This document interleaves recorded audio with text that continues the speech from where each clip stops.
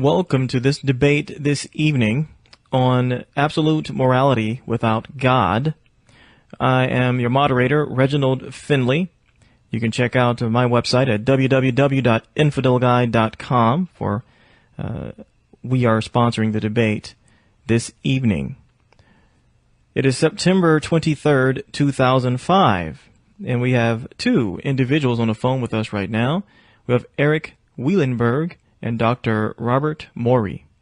The proposition to be debated this evening: in a godless universe, there are objective, absolute moral truths that constitute universal transcendent ethical standards by which we judge the motives, thoughts, words, and deeds of ourselves and others, and which do not depend upon the knowledge, belief, or existence of humanity for their existence or validity.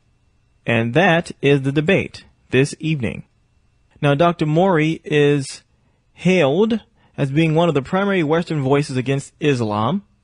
Erik Wielenberg is the author of the new book, Value and Virtue in a Godless Universe. The debate parameters will be a total of 90 minutes, and we're going to have a 5-minute introduction on both sides, beginning with Erik. Erik will affirm his position for 15 minutes, and Morey will rebut at the same time. Erik will then defend for 10 minutes, and Morey will rebut for also the same time. Erik will defend for 5 minutes, and Morey will rebut his defense for 5 minutes. And then there will be a 15-minute open debate with callers. And then concluding remarks will be no more than 10 minutes each side. Without further ado, please welcome Erik Wielenberg. Go ahead, Erik, and give us your introduction. Sure thing. Thanks for having me on this show, and I wanted to thank Bob for agreeing to appear on the debate as well. So, just briefly, I teach philosophy at DePaul University, which is a 4-year small liberal arts college in central Indiana.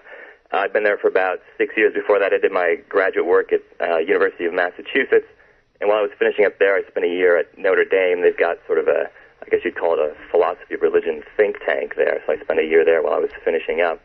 But, of course, what got me on the show is the book, Value and Virtue in a Godless Universe, which came out in March. So let me just say a bit, I'll try to control myself, just say a bit about the book. In philosophy, we sort of specialize, so I specialize in ethics and also the philosophy of religion. So the book deals with the intersection, I guess you would say, of those two areas. And the book kind of falls into two halves. And so in the first half, I'm mainly concerned to make the case that even if God doesn't exist, there can still be morality, real morality of these, what they sometimes call objective, universal moral truths. And in the course of doing that, I try to respond to arguments. Most of, I guess, they come typically from Christian philosophers trying to make the case that you need God to have real morality. So I try to rebut those arguments, make the case you can have real morality even without God. Second half of the book, then I turn more to the question of, if the first part is right, then what might some of these moral truths look like? And I'm particularly interested there in the virtues or moral character, I guess you would say. And so I focus on virtues that are traditionally associated with Christianity, virtues like humility, charity, hope. And there I'm asking the question, could there be atheistic versions of these virtues? So if there's no God, would there still be a virtue, humility, and what would it be like without God in the picture? So that's me. Okay, and Bob Morey, tell us a little bit about yourself and to the listeners, please. Well, from New York City, raised in a non-religious home. Religion was a racket. My father always said religion only had to do with money, sex, and power. So it was a racket. And I studied philosophy, got my first degree in that, and then went on to a master's in theology. Then later earned two doctorates, one in Islam, one in apologetics, and then received an honorary doctorate for some groundbreaking work on the pre-Islamic origins of Islam in pagan Arabian moon god religion. But I'm right now president of a university and seminary in Southern California, Irvine, and pastor a church. And, well, I'm working on book number 48, which is The Rise and Demise of Natural Theology, Eastern and Western. It'll deal with Eastern Orthodoxy as well as Western forms of Christendom, particularly Roman Catholicism, proving that the East followed Plato into mysticism and the West followed Aristotle into rationalism, and that's why there was, in the end, a collapse of what is called natural theology and natural law, naturalism and religious drag, and why it failed ultimately. And it'll probably end up part of the discussion we have today. So I'm just very happy to be here. Thank you very much for inviting me. Okay. Thank you very much. Erik Wielenberg, you have 15 minutes to provide your opening arguments. Okay, thanks a lot. So I think why don't I start by stating the proposition so we all know what we're talking about. It's a bit lengthy, but here's the proposition.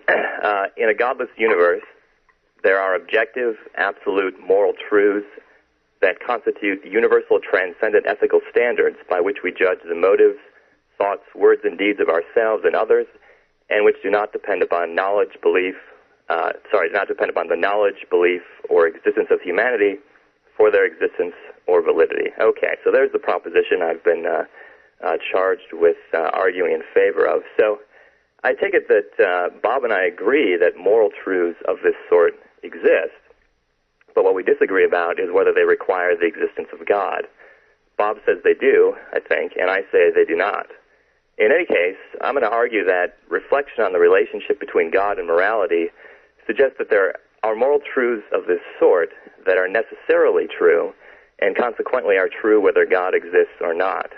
So let me explain what I mean by necessarily true. I simply mean that these truths are not only true, but they must be true. It's impossible for them to be false. So to start things off, let's consider two theories about the nature of morality. So the first one is what I'll call the theistic view. And this view has it that there is an omnipotent, omniscient, morally perfect, and necessarily existent God who's the ultimate source not only of the physical universe, but also of all moral truth. And according to this view, without such an author, God, there could be no moral truths at all. So there's one view. The other view I'll call Wielenbergism, according to which there is no perfect God, but there are necessarily true moral truths. Now, both of these views have it that there are necessary truths and that something other than the physical universe exists. They differ when it comes to the nature of this other thing. So the theistic view says the other thing, aside from the physical universe, is God, whereas Wielenbergism says that it's moral truth. Okay, now, I think that there are good arguments against the theistic view, and I also think that some of these arguments show that there are necessary moral truths. Now, let me be clear about this. I'm not saying that because the theistic view is false, Wielenbergism must be true. This argument wouldn't work because there are other alternatives. So what I am saying is this. There are some arguments that suggest that the theistic view is false and also suggest that there are necessary moral truths. And to start, I'm going to give three arguments of this sort. So the first argument involves a contest. So imagine a contest in which the prize is omnipotence. And suppose it comes down to two final competitors. Now, the first competitor hopes to use the prize of omnipotence for the good of humanity, bringing peace, justice, and happiness to the entire world. Whereas the second competitor hopes to use the prize for his own selfish, evil purposes. He plans to slaughter most humans and force the rest to live in excrement-filled pits where they'll work themselves to death as his slaves. Now, as it happens, let's suppose, the second guy wins and things look pretty bad. But the story has a happy ending, because the first thing the winner does with his omnipotence is to change certain ethical facts. For example, suppose that he makes it the case that the slaughter of innocents is fantastically good, that undeserved suffering is just, and service to him while knee-deep in excrement is a joyous and worthwhile activity. So when he implements his plan, all is for the best. Because he modifies the nature of morality before putting his plan into place, the plan's not evil at all. Instead, it's good and just, and everyone lives happily ever after. Now, if you're like me, this story seems crazy. And what's crazy about it is exactly the idea that there could be a being powerful enough to modify morality in the way I described. It seems to me that there's simply no amount of power that would enable someone to make slaughtering innocents, for instance, a good thing. So the story that I just told gets the relationship between power and morality backward. It implies, if the story made sense, that would mean that might makes right, that an omnipotent being could reshape morality as it sees fit. But of course, might doesn't make right. There are some moral truths that no being, no matter how powerful, could change. There are some moral truths that not even an omnipotent being could make false. Let me restate that conclusion, because it's important. I'm going to come back to it. The conclusion was there are some moral truths that even an omnipotent being could not make false. Okay, so there's one argument. Now here's the second argument, and this one involves the problem of evil. So briefly, the problem of evil is the problem of reconciling the presence of evil in the world with the existence of a perfect God, and it's a problem or a challenge for the theist. Now, the problem may not be insurmountable. Maybe it is, maybe it isn't. But this much seems clear. Any adequate solution to the problem is going to depend on the claim that there are moral truths that even God couldn't change. So let me explain this. To see why, consider one popular response to the problem of evil, the free will defense, which goes roughly like this. According to the free will defense, free will is a great good. But if you give people free will, some of them will misuse it, introducing evil into the world. However, free will is such a great good that its presence in the world makes the world better overall, even if it brings some evil along with it. Now, here's the crucial part of this free will defense. Because God can't get free will into the world without letting some evil in as well, God can't create the best possible world without letting in evil. But now, if we suppose that God's omnipotence gives him the power to shape morality as he sees fit, suppose that's true, well, if he had that power, he could make something else other than free will into the greatest possible good. For example, he could make the performance of robotic, unfree acts into a great good. And this great good wouldn't require the existence of evil.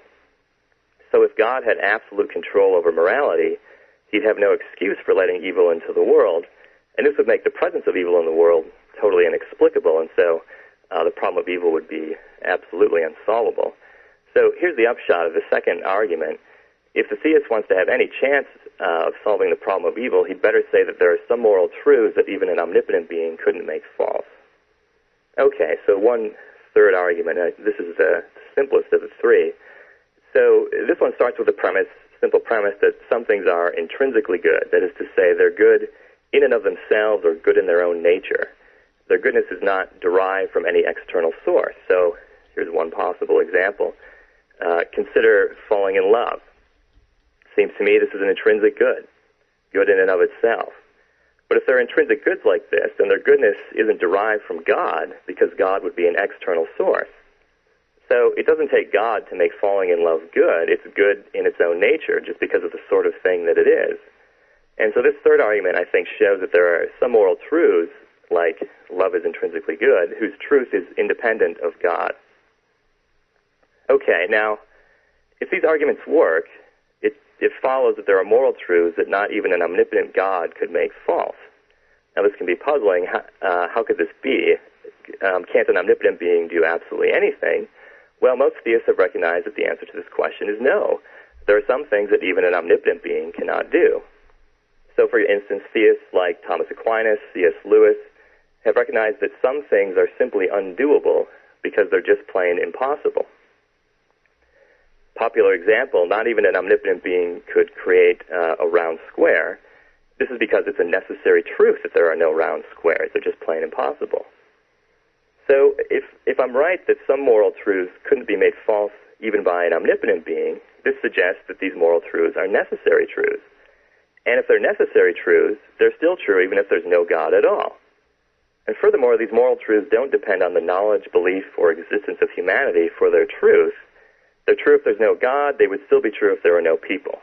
They're transcendent ethical standards that we can use to judge the motives, thoughts, words, and deeds of ourselves and others. Okay. Well, at this point, you're probably hankering for me to reveal one of these wondrous moral truths. So here's one. It's always morally wrong to torture the innocent just for fun. Now, I'm not saying this is some great moral breakthrough I've just given you. In fact, it's not a breakthrough at all. It's entirely obvious. But what I am saying about this moral truth is that it's necessarily true, and it's true regardless of whether God or people exist at all.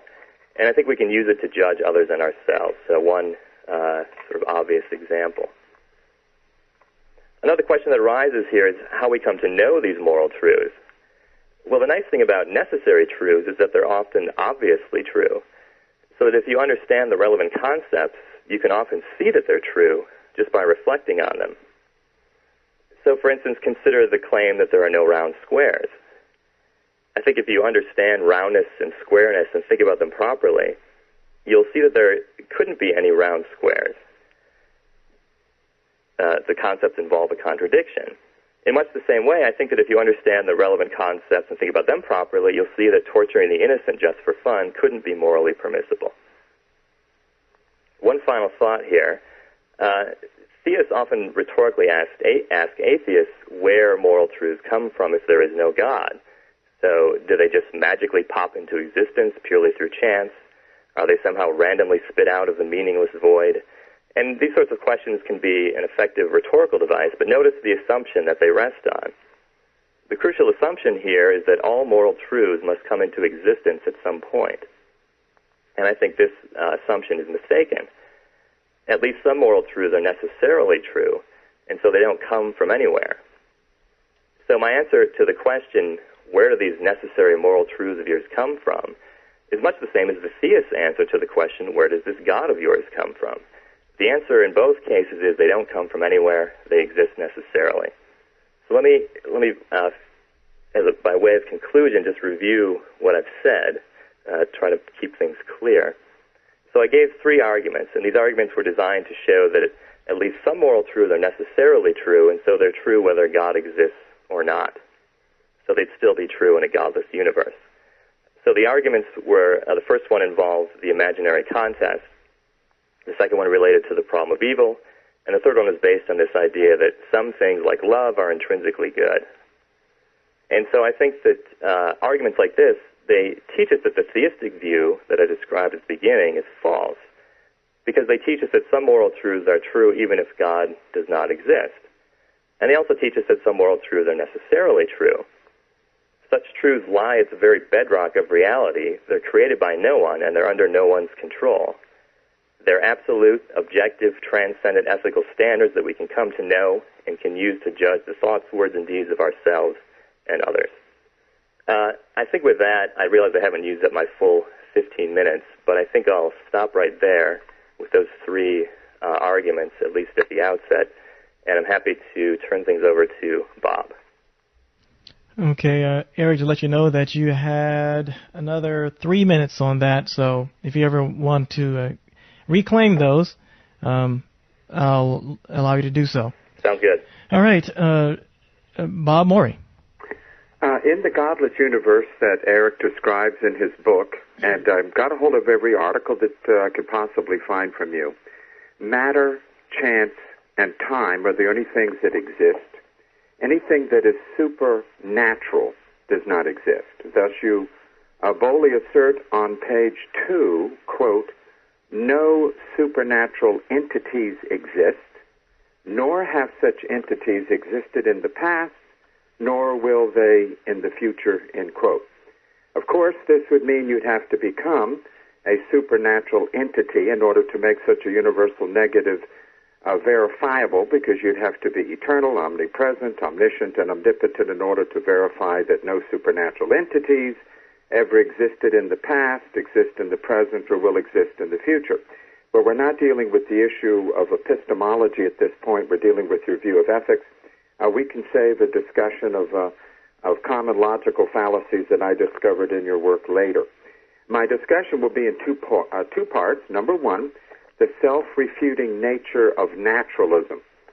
Any worldview that successfully reduces itself to irrational forces or causes, such as dumb luck and brain chemistry, is self-refuting.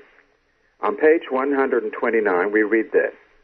In a naturalistic universe, it is a person's physical states, particularly the states of the brain and nervous system, that are responsible for mental activity, end quote.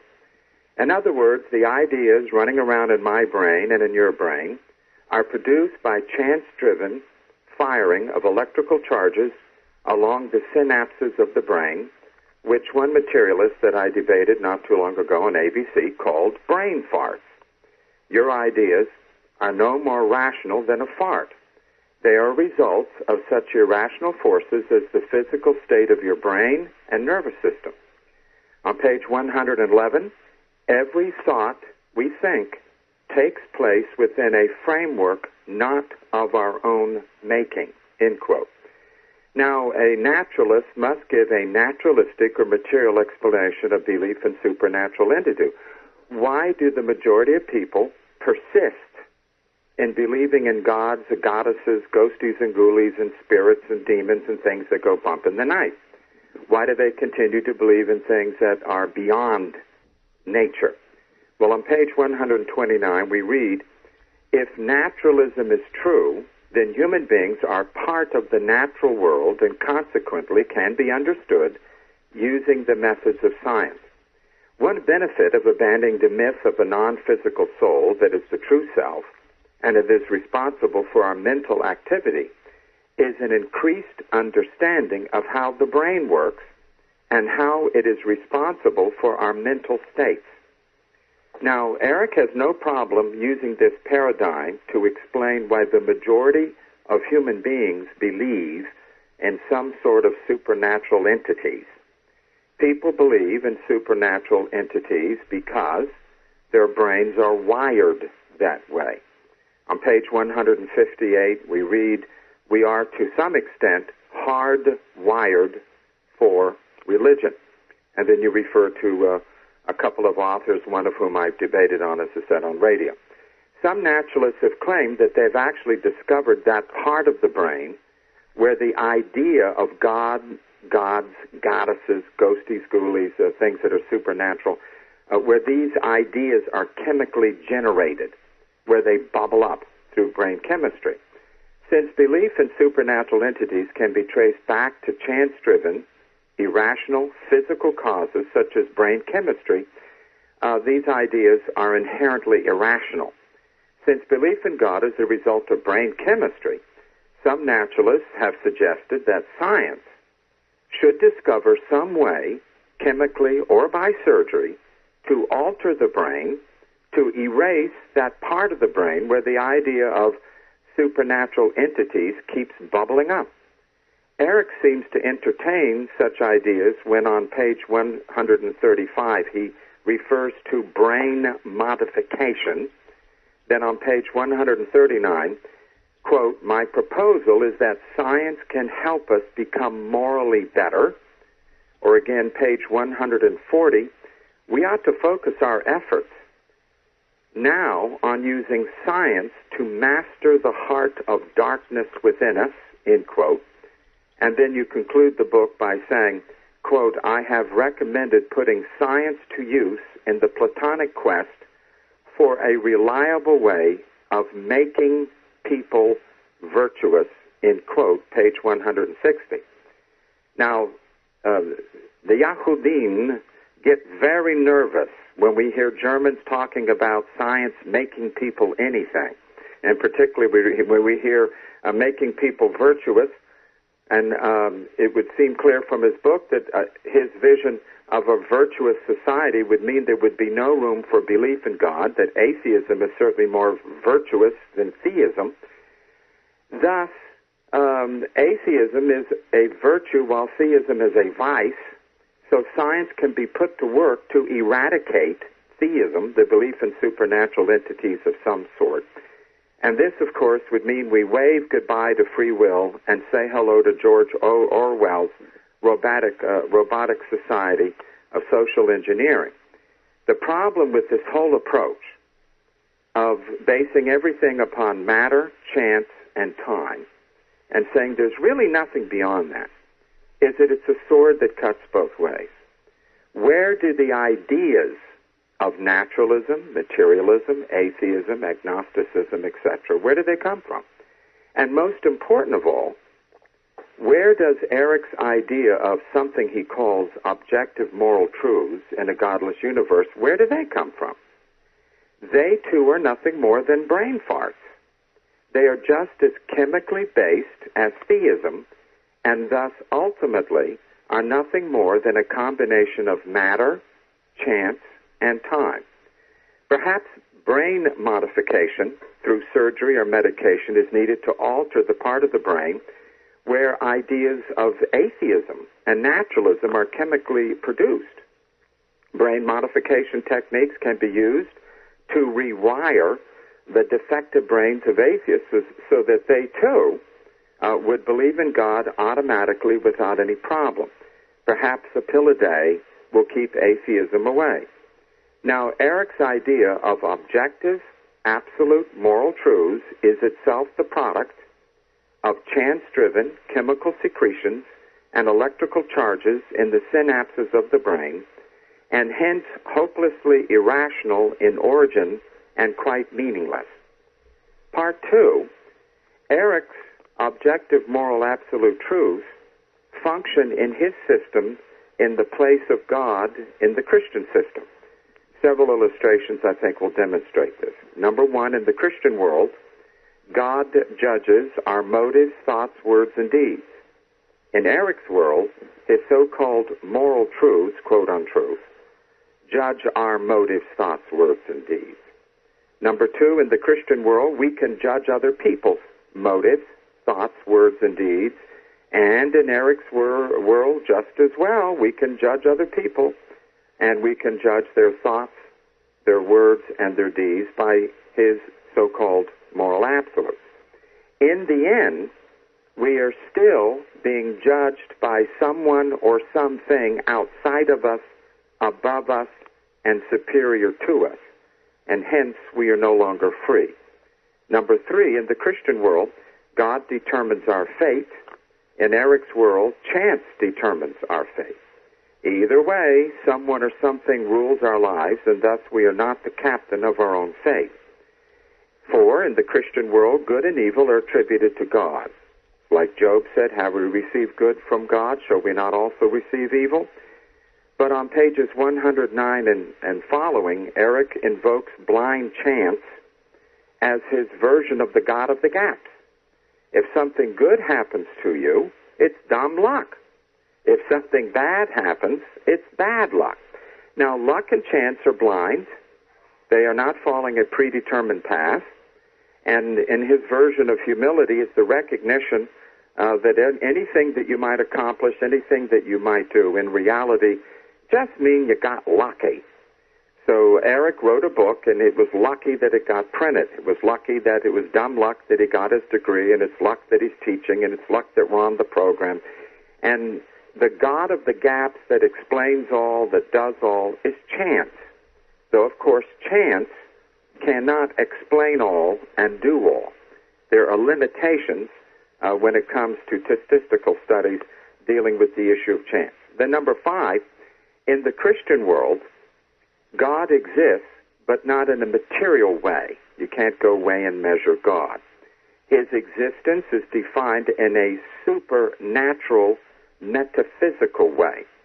Well, when you ask the question, how does these so-called moral truths, they're objective, they're transcendent, they're eternal, how do they exist? Well, lo and behold, they don't exist in a material way. You can't go get one. You can't ask for a pound of morality at the local ethics store. But instead, their existence is some kind of ethereal, metaphysical way. So I submit in this part 2 that Erik's version of these objective, absolute moral truths, they are simply God functioning in his system in the place of the Christian God. So if I was once again back in my atheist mood, because the only thing given, of course, in this discussion, we're beginning from a godless universe. That's the thesis. That's the given, in a godless universe. So God is written out, he's redefined, he's off the board. What we must understand in such a universe where all there is matter, chance, and time, all that exists is matter, chance, and time, then all we can say is that what is, is. Now, the attempt to squeeze an ought from an is has been tried by higher IQs and all of us combined together down through the history of philosophy. Can you get morality from matter? Can you get ethics from a rock? If you put your ear up to a tree trunk, will it really give you any ethical standards? Can you get ethics and morality from what is, an ought from an is? Well, it has ended in a complete failure. It cannot be done. I personally, having read the material, feel that Erik's so-called moral truths are only the product of brain farts, dumb luck, and an underdeveloped brain. Now, as to his presentation, it is very important in dealing with the subject of debate, and I have taught a course on debate, that you do not assume what your opponent does or does not believe. The first three letters of the word assume indicates what you become. You become an ass. I do not accept the idea that there are absolute moral truths out there floating in the stratosphere. I do not accept the idea, speaking in the context of a godless universe, from that perspective. I reject the idea of necessary truth, obviously true, intuition, intuitively true, self-evident, universal. These are all cliches of Western white European people who are hopelessly lost in the flow of history and a failure to understand that if you go to the East and you deal with Buddhism and you deal with Hinduism, what the Western person says is a necessary truth, obviously true, is neither of those things to the majority of human beings that have ever lived. Your education has been among the Roman Catholics at Notre Dame who teach what is called natural theology. And through Thomas Aquinas, there has been various philosophic dogmas that have been taught, and it's assumed that they are true simply by repetition. The idea that Western concepts of morality are universal, self-evident, intuitive, and necessary simply are false. They are culturally conditioned. They, as I said, are simply perpetuated by a bunch of white Western guys sitting comfortably in a university and not understanding that the rest of the world, by and large, never heard of those things and did not accept them. I'll give you one example. I was chosen by Yale University in the 10th grade to take non-Euclidean geometry, school mathematics study group, in which we learn sides of a triangle are ultimately parallel. All parallel lines ultimately intersect. And I was taught that Newtonian geometry and the typical trigonometry taught in high school and college, sides of a triangle are never parallel, etc., that those are all false. What one generation considers necessarily true, obviously true, intuitively true, are culturally conditioned, and the next generation will come along and say, phooey on that. Einstein canceled Isaac Newton's mechanical vision of the world. Okay, Bob, the 15 minutes is up. All right. Thank you very much. Erik,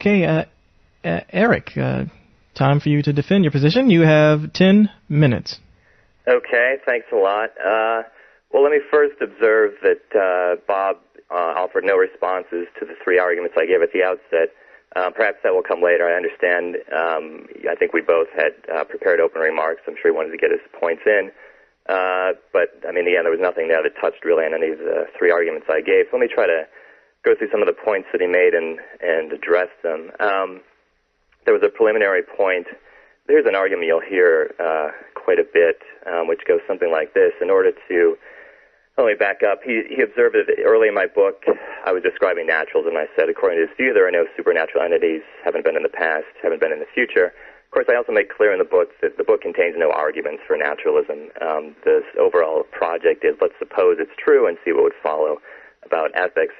But Bob mentions an argument you'll often hear that to know something like naturalism, you'd have to be supernatural yourself. I mean, it often goes like this. To know that God doesn't exist, you'd have to yourself observe all points in space and time. So you'd have to be omniscient, omnipotent, and so on. And so you'd be God. But, I mean, that argument is simply no good. Bob mentioned lessons on logical fallacies. We can start with this one.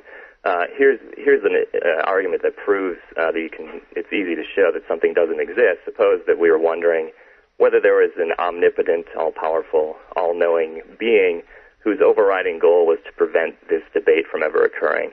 Well, it's clear that if such a being existed, it would have the power, wisdom, and overriding will to prevent the debate from occurring, and so it wouldn't occur. So the fact that the debate is occurring proves decisively that no such being exists. So there's no logical fallacy involved in knowing that something doesn't exist. Perfectly possible. And of course, the argument I just gave parallels the problem of evil, at least one version of it, according to which the idea is if an all-powerful, all-knowing, perfect God existed, it would have an overriding desire to prevent evil, in which case evil would not exist, so the presence of evil shows that no such God exists. So now whether that argument works or not is a separate issue, but this sort of silly point that you can't prove a negative is clearly false. Okay, so let me discuss Bob's two main points, the self-refuting nature of naturalism. Let me start by saying a bit about naturalism as I conceive it. Bob describes naturalism as this view that everything comes from matter, chance, and time alone. Well, that's not my view, and I describe how I understand naturalism in my book. Bob seems to characterize naturalism as just a purely physical universe, and everything is produced by chance. Well, that's not my view.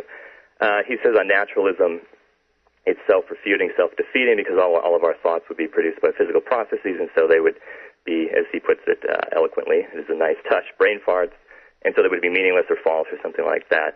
But of course, this seems based on a basic misunderstanding of what science tells us, which is not that, it's not the case everything is produced by chance. It's a law-governed universe. And so we have these organized systems which can respond to the environment, form beliefs, perceive the environment, and so on. So I don't see the force of the idea that naturalism would be self-refuting, because it seems based on this false conception that in a naturalistic universe everything would just sort of happen randomly in a chance. That's not the case. I mean, science tells us that's not the case, certainly not in my view. Okay, and then we come to, Bob mentions my discussion of brain modification in the book. Let me start by saying this is surely one of the wilder sections of the book, that's for sure. However, the things I say there come nowhere near the things that Bob was attributing to me, so let me clear up some serious misunderstandings there. I do mention this idea that we're hardwired for religion, and some, not myself, others have done research suggesting there's this God spot, which when properly activated produces religious experiences, and others have suggested that perhaps this could account for the widespread belief of religion, or widespread religious belief.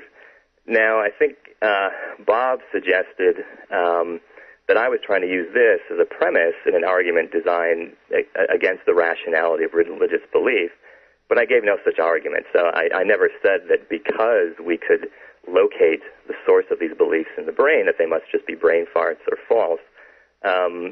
It's just inaccurate. I never made any such claim. And in fact, I wouldn't make such a claim because it seems false. The mere fact that something has its origin in the brain in no way entails that it's false or meaningless. And of course, this is silly, and it clearly would be at odds with my own view, which is that our beliefs and everything are produced by the brain, and of course, we can see that they're perfectly meaningful. Bob went on to suggest that I thought that atheism was a virtue and theism was a vice, and that somehow I was suggesting that brain modification should be used to take out this God spot and turn everybody into atheists. And this is where he made his not-so-subtle allusion to the Nazis. Well, the allusion would be fair if I had said anything remotely approaching such a claim, but of course I didn't. This has no basis in the book. I said no such thing. let me explain briefly what I did say with this brain modification. The brain modification relates to the phenomenon of weakness of will. And weakness of will occurs when you know that all things considered you should perform a certain course of action, but you're overwhelmed by some sort of passion and you do something else instead. And this phenomenon has been widely recognized and discussed by ethical philosophers throughout history, by Christian philosophers, by Paul the Apostle. He seems to be talking about weakness of will when he says, the good that I would do, I don't do, but the evil that I would not do or will not to do, I do. So the brain modification came up in connection with this, and the suggestion was, and this is drawing on some work in neuroscience that I discuss in the book, that science might be used to help rid us of this problem of weakness of will. Bob mentions Orwell and draws up this horrifying image of the government modifying people's brains to be virtuous, shape them the way that they want. As Bob knows or should know, having read the book, in the book I myself bring up Brave New World. I make it clear that this is something that the government would have no role in. So this sort of horrifying vision that Bob conjures up has no relation to my own view, and in fact it's something I repudiate explicitly myself in the book. Okay. Let's see, on to the second main point. Now much of that actually is pretty accurate. I think it is a reasonable way of thinking of my view is that in the place of God, you have these moral truths. Now, of course, they don't have all the same properties as God. God is a personal being, an agent. Moral truths have are not an agent or anything. They're simply these facts. Again, Bob suggested that, in my view, chance does everything. That's not the case. What I was getting at in the discussion from which he quoted and to which he alluded is simply the idea that factors beyond our control, and in a godless universe, these would be factors really under no being's control. In a universe with God, presumably they would be under God's control, but it seems clear, God or no God, factors beyond our control have a large influence on our fate and our destiny, the shape of our lives. And it's not hard to think of examples of this. If you think of the influence of your schools, where you were raised, the people you met, your wife, and then you just think of all the factors beyond your control that led to those various things occurring. I think you can see the point that I'm getting at. We do have some control over our lives, of course. We have free will. We can make decisions. So it's not this sort of all chance. It's a combination. But the point is it's important to recognize the role that factors outside of our control do play. Then later on, Bob mentioned the mistake of trying to get an ought from an is. He seemed to, despite the fact that in my opening statement I explained, I gave a response to this rhetorical question, where do these ethical truths come from? Bob makes it sound as if I think they're somehow spit out of this randomly controlled physical system. 2 minutes. Not the case at all, thanks. Not the case. Again, I'm not trying to get an ought from an is. My point is the fundamental oughts, these moral principles or moral truths, exist necessarily. They don't come from anywhere. So they're not, they have no origin in any descriptive fact. And so this fallacy, which I agree is a fallacy of trying to get an ought from an is, it's not something I'm doing at all. So again, we have a mischaracterization of my view. The final section was sort of an interesting, I don't know what you would call it, attack on Western philosophy. Well, fair enough. Western philosophy and philosophical traditions in general have their critics. But what was notably absent was any argument or reason for rejecting my position or any of the arguments that I gave.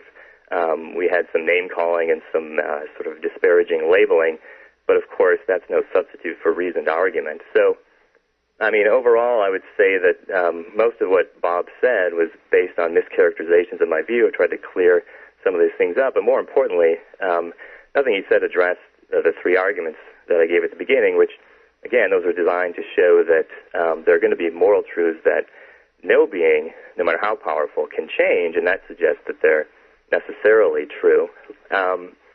We haven't heard anything really that addresses those arguments or tells against the view that I've given. So I think with that I'll stop. Okay, perfect. All right. Dr. Bob Morey, and I apologize for earlier not giving you your 2-minute warning. I forgot. I'm sorry about that, but Okay, I'll problem. definitely give you your 2-minute warning this time, and also 1-minute warnings at the 5-minute segment. Okay, go ahead. All right. I will not respond to any irrelevant arguments that are based upon a theistically viewed universe, because the debate has to do with beginning with the assumption of a godless universe. So any discussions of God and what God can or cannot do are irrelevant to this discussion. When at the beginning of your book, Erik, you say no supernatural entities exist, period, you begin with that as the given, capital G, which is in philosophy. You have a right to begin wherever you want to begin. Then you go on page 110 and make statements, there but for dumb luck go I, and you state, in a naturalistic universe, each of us should recognize the tremendous contribution dumb luck has made to all human accomplishments, and that in the case of any such accomplishments, the majority of the credit goes to blind chance. A far greater contribution was made by factors beyond our control. The concept of a completely self-made individual is a ridiculous fantasy.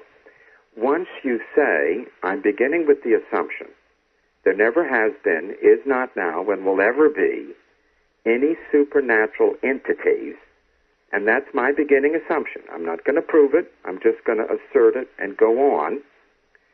This means that the only thing left are natural entities. In this case, in your book, you have described matter. I see that you clearly believe in a material universe. I see that you believe in time, and you clearly believe in blind chance. No one's guiding matter, time, and chance. Everything that is a mixture of these three things, and whatever you're going to try to come up with, including ideas, including truth itself, including the very idea that we can discuss the idea of truth. All of these things are firing of sparkles along the synapses of the brain. That Western philosophy, particularly Roman Catholic natural theology, Notre Dame and all the rest, have arrogantly claimed racist ideas that this idea is a necessary truth, it's universal, self-evident. I've heard all of these things. These are little Western European cliches that don't fly the test of history. If we looked at ancient cultures that had no contact with Christianity, you would not find the concept of creation ex nihilo.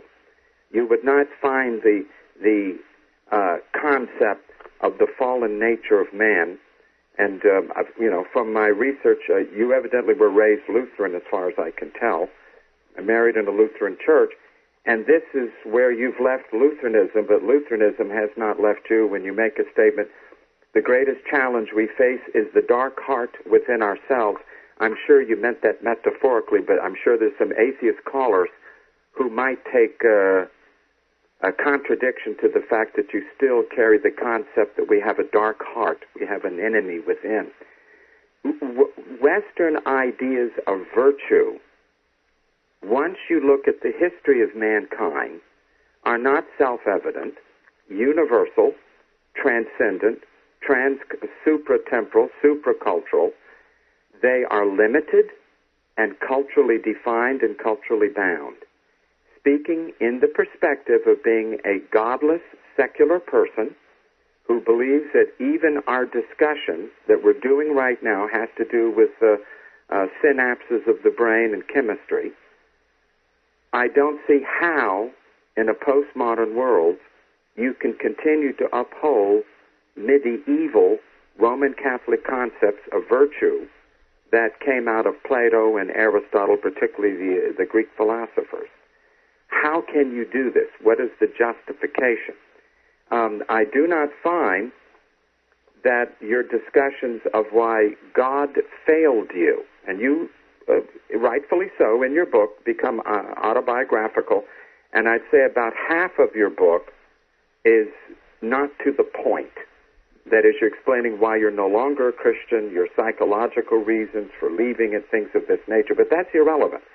What I wanted to see was a positive, step-by-step, beginning from what is matter, chance, or just say dumb luck, matter, dumb luck, and time. Where do you come up with these wonderful things that judge us and are over us?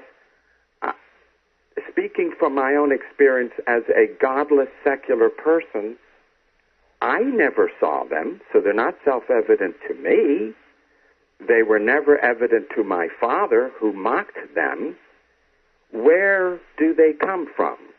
On what basis do you have them? I don't see how or why. One man's virtue is another man's vice. And in my discussions with many atheists and agnostics, they have usually become quite strong that they are the captain of their own fate.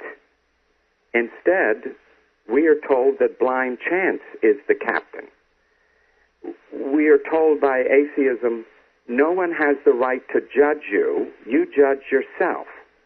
But now all of a sudden we're back to other people judging us. You have left Christianity, but Christianity is still deeply rooted within you, and your attempt to retain Christian virtues is a testimony to the fact that you can't live without them. This is the struggle that you face, and I understand it. And I'm not ridiculing or ad hominem or labeling. This is just reality. When I say Jews become very nervous when we read about social engineering, brain alteration, and you know as well as I do those authors who do speak of altering the brain, so that theism is no longer a problem that needs to be overcome. So there are those who say that. I just needed to see where you are, because evidently you have some concept, not of the state. I will correct you on that in closing. I never said that you said the state should step in. What you said was science, not the state. Science should make some way, I don't know, chemically, this is a question for you, or through brain surgery or through a drug, to make people virtuous. So I leave you with this question, what in the world did you mean when you repeatedly said science can make people virtuous, and they should figure out some way to do it? Did you mean a pill? Did you mean surgery? Did you mean conditioning? What did you mean? That's my question, and I leave you with that. Okay, all right. Thank you, Bob Morey. Actually, you have a minute there remaining if you want to recoup that later. Okay, Erik Wielenberg, you now have a 5-minute defense. Okay, thanks. So, again, the first and really the most important point I have to make is that we've heard absolutely nothing against the arguments I gave at the outset. Bob offers a kind of excuse of why he simply is ignoring the opening remarks, which is based on either a misunderstanding or a ridiculous notion of the parameters of the debate. He seems to think that because the proposition contains the words godless universe, that it's off limits to mention God or bring God into the picture. This is just silly. I have no idea why why that would seem reasonable. So again, Bob, it's becoming increasingly clear he's simply not going to address my arguments, which is a shame. Instead, he wants to continue to talk about the brain modification and mischaracterize my views in various ways, rather than sort of going through all of this and trying to clear up the confusions. I encourage people to actually read the book, but I guess I can't resist a couple of points. I mean, one just sort of silly example. Bob suggests that half the book is some sort of psychological story about myself. If you go to Amazon, look at the table of contents and the page numbers, this psychological discussion takes place in the introduction. You can see for yourself. It's nowhere near half of the book. Let's talk about, back to matter, time, and chance. So Bob continues to insist that I'm committed to this view that everything that exists is somehow spit out by matter, time, and chance. Again, there's no reason to accept that. It's not my view, as I've explained. We know, science tells us, part of the natural world are laws of nature. So we've got order, not just sort of matter, time, and chance. Let's see what else. Again, we have this sort of tirade against Western philosophy and culture with no arguments, just sort of describing, pointing out that he uses the word, it doesn't fly the test of history. I don't know what that means. I guess it means not everyone agrees with it. True enough. He questions the idea of sort of necessary, obvious truths.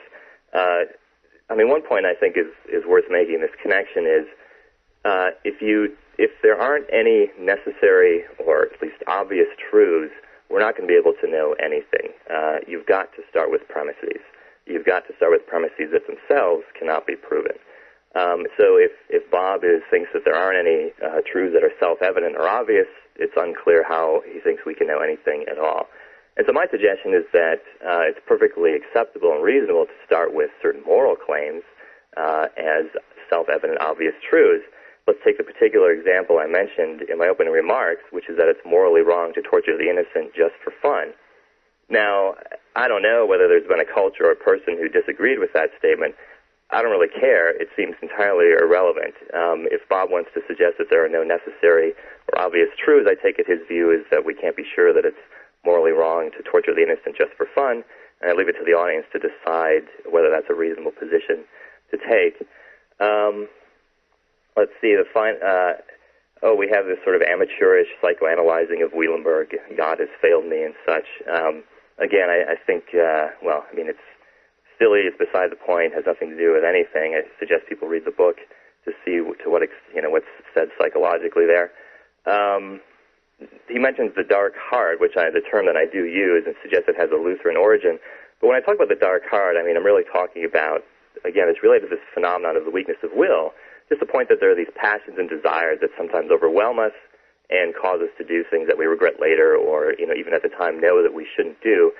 And while it may be true that in Christianity or certain branches of Christianity focus on this idea, its origin hardly is unique. It comes from Christianity.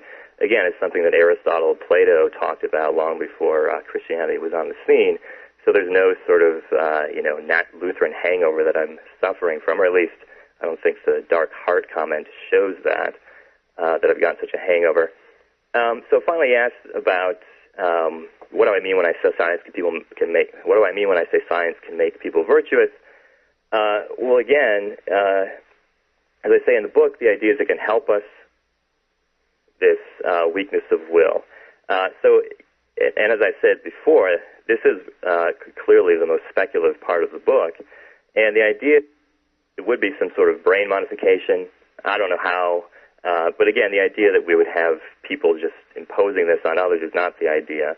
It would be a tool rough in the same family as things like, the nicotine patch. These things help us master our own emotions. That's the sort of project I had in mind.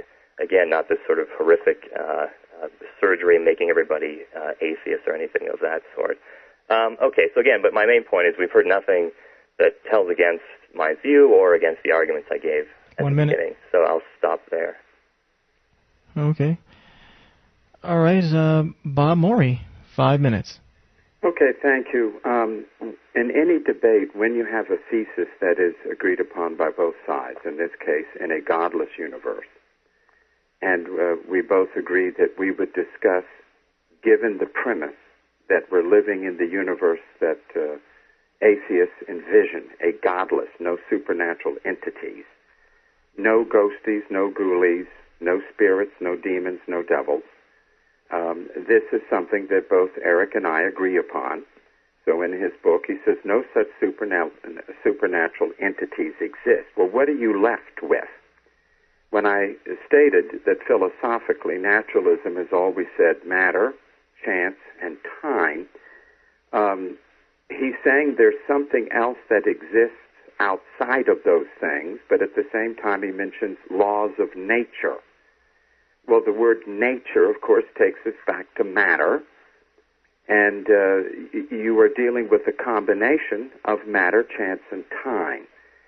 If he is saying that there are these supernatural entities that are eternal, moral truths that have their own existence apart from and independent of matter, chance, and time, then they are gods or goddesses of some kind. But I don't really think he wants to say that. They are part of nature, part of the world in which we live. Now, I will not deal with the problem of evil. That was a red herring. Your three arguments are actually other debates. And if you wish to debate the problem of evil, I'm more than willing to do that. Are you willing to debate whether or not God solves the problem of evil? That's another debate, but we're beginning from the premise in a godless universe. So I'm speaking with the assumption that we are living in a universe where God does not exist.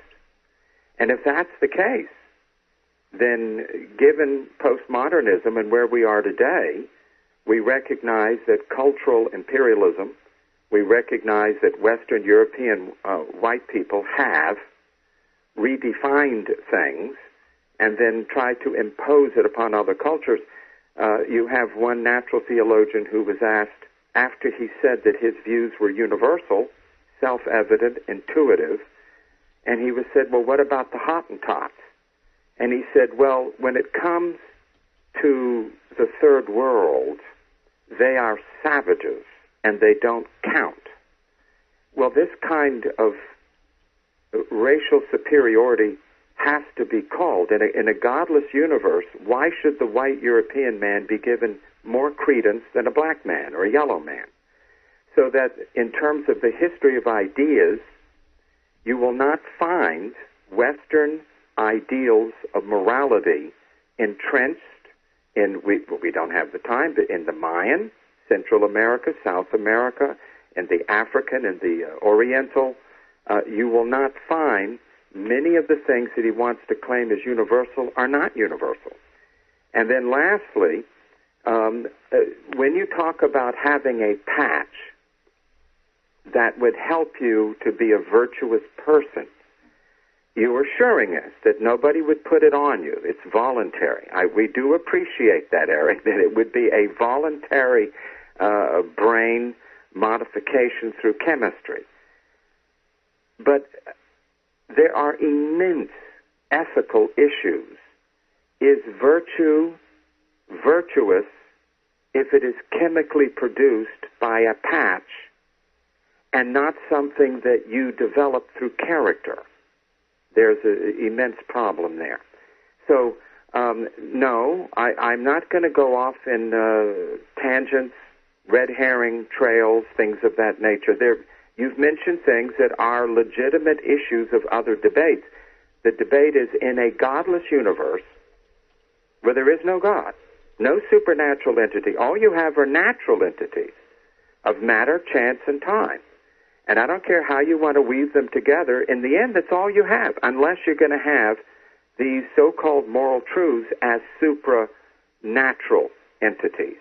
So I have to leave it there. If these entities are supernatural, well, then we're back to square one. We're back to God's, and this is where you seem to agree with me. They do function at least as God. Well, that's not good enough for me in a godless universe. I want to root out every vestigial organ of theism, including the idea that there's anything above and beyond matter, chance, and time that judges me and determines my fate.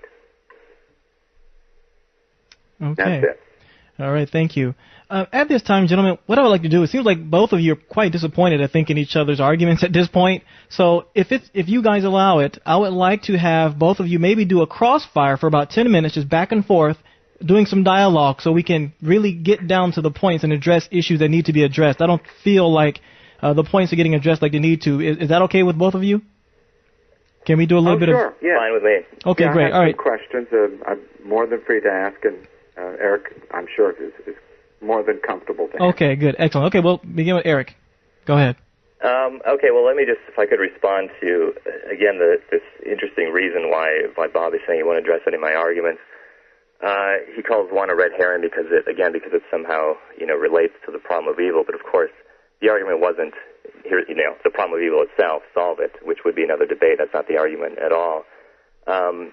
So again, he seems to have this idea that because of the proposition says in a godless universe there are ethical truths of such and such a nature, therefore it follows from that it's illegitimate to mention God. Again, it's silliness. If even if we're supposing there is no God, it's perfectly legitimate to say, okay, let's assume in the actual world there is no God. Nevertheless, we can think about what would be the case if God didn't exist, and we can draw conclusions from that.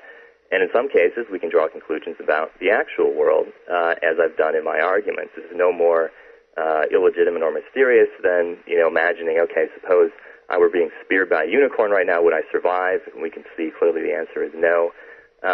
This doesn't, require that we think there actually are unicorns. So, again, this point about this reason for not addressing the arguments holds no water. So, maybe I should it's been a while since Now, do I respond each point? Sure, go ahead. Yep, back and forth. Okay, a red herring simply means bringing up something that's not included in the debate thesis. And godless, unless I mistake the English language, means no God. We're beginning with the assumption that we're in a universe where we don't have to worry about gods and angels and demons and ghosties and ghoulies and things that go bump in the middle of the night. That's where you begin. You don't try to prove this, and you very honest, you said, I'm beginning with that assumption. Is this not the case? Yeah, that's right. All right. But in beginning this debate, as I prepared for it, I said, I will prepare for this debate as someone who lives in a secular, naturalistic, materialistic world where God is no longer an issue. There is no need for that hypothesis. Yeah, let me jump in.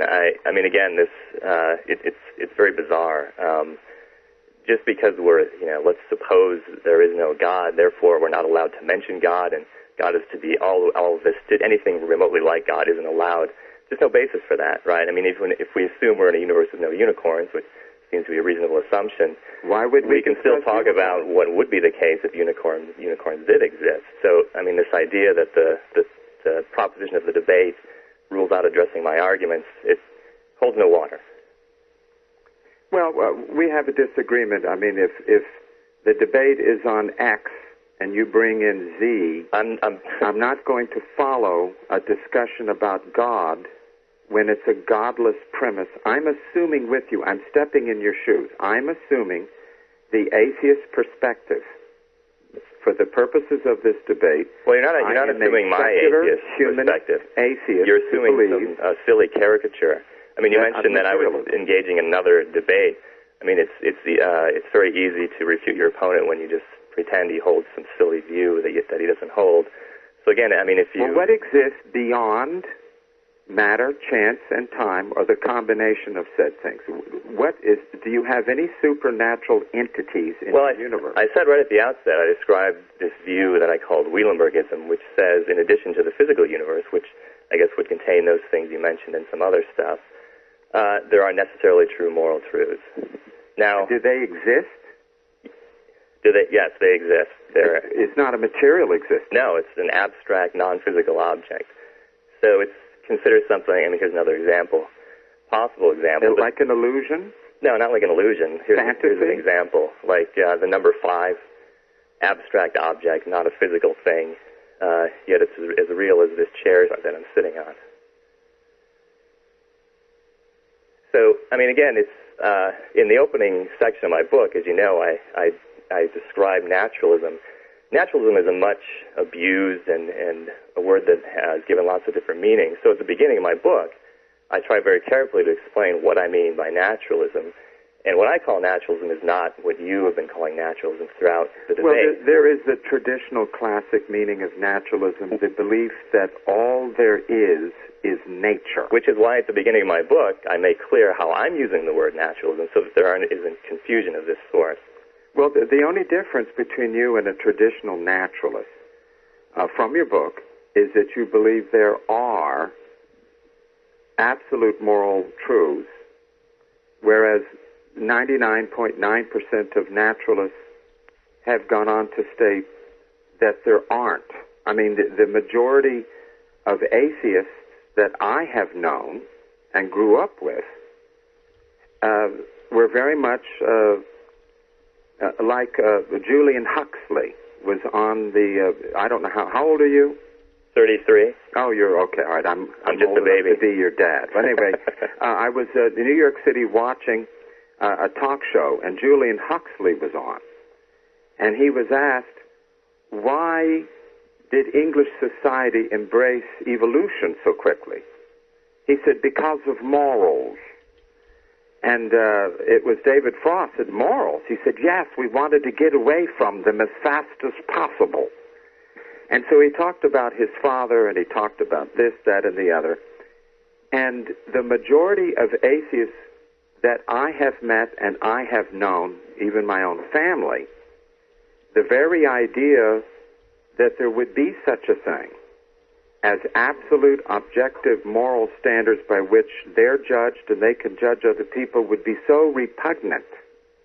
And that's why I think you have, correctly, gave it your own name, a Wielenbergism, which is interesting, but you would have to admit, because you're a philosopher, that in the history of naturalism, the majority, the overwhelming majority have gone on to say that if all there is, you can't get a not from an is, and you've recognized you can't. So that was a statement that I simply made, and you are a variety of naturalism. That is true. But where you come up with an ought that doesn't come from is, I have yet to understand. Where do you get ought from? So let's back up a bit. I mean, you mentioned most atheists or naturalists reject the idea of objective morality. And that may be true. I mean, it's the idea that you somehow need a God to have real morality. It's a very popular idea. Of course, that tells us nothing about whether it's true or not. And of course, I'm not an atheist of that sort, and the whole point of my book is to make the case that my type of atheism is perfectly reasonable. So again, as I think we both agree, it's going to be tricky to get an ought from an is. And it's not a matter of your IQ. It's a you matter can't. of what follows. If we were doing a public debate and I brought a rock up, or even a potted plant, I did that once, and I put a potted plant. I said, now get morality out of this plant. Yeah. You can't do it. Agreed. We agree on that Neither much. can you get the existence of God out of a rock. Agreed. Out of a plant. Right. But again, that's not what I'm doing at all. So I agree with your point, but that's simply not my project. Are you fideistic? You're asserting the existence of these things as necessarily without, it's your faith, it's what you believe. You're giving an assertion.